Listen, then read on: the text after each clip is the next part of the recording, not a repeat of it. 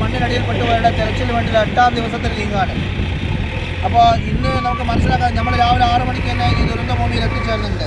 അപ്പോൾ കോടതി ഉത്തരവിൻ്റെ ഭാഗമായിട്ട് ഇന്ന് മലയാളികളായിട്ടുള്ള വളണ്ടിയേഴ്സിനെ ഈ ദുരന്തഭൂമിയിലേക്ക് പ്രവേശനമില്ല എന്നാണ്.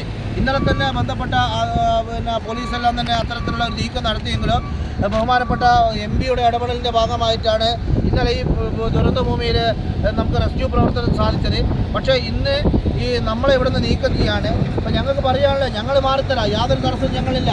പക്ഷേ ഇവിടെയുള്ള സംവിധാനങ്ങൾ എന്ന രീതിയിൽ രാജ്യത്തിൻ്റെ ഈ മണ്ണിനടിയിൽപ്പെട്ടവരെ കണ്ടെത്താൻ, അർജുനയിലെ ഉൾപ്പെടെയുള്ള ആളുകളെ കണ്ടെത്താൻ വേണ്ടിയിട്ട് കേന്ദ്ര ഗവൺമെൻറ്റിൻ്റെ വലിയ സംവിധാനങ്ങൾ ഇവിടെ കൊണ്ടുവന്ന് വലിയ പരിശോധന നടത്തണമെന്നാണ്. നമുക്ക് മനസ്സിലാക്കുന്നത് ഒരുപാട് മണ്ണിനടി താഴ്ചയുള്ള ആളുകളെയൊക്കെ തന്നെ കണ്ടെത്തണമെങ്കിൽ സ്കാനിങ് ഉൾപ്പെടെയുള്ള സാറ്റലൈറ്റിൻ്റെയും ഭൗമാന്തര ഭാഗത്തുള്ള ആളുകളെയൊക്കെ തന്നെ കണ്ടെത്തുന്നതിന് വേണ്ടിയുള്ള ഉപകരണങ്ങൾ ഇവിടെ കൊണ്ടുവന്ന് വലിയ പരിശോധന ഇവിടെ കൊണ്ടുവന്ന റഡാർ സംവിധാനമൊക്കെ തന്നെ അത്ര പ്രായോഗികമല്ലാത്ത രീതിയിലാണ് കാര്യങ്ങൾ മനസ്സിലാക്കാൻ പറ്റുന്നത്.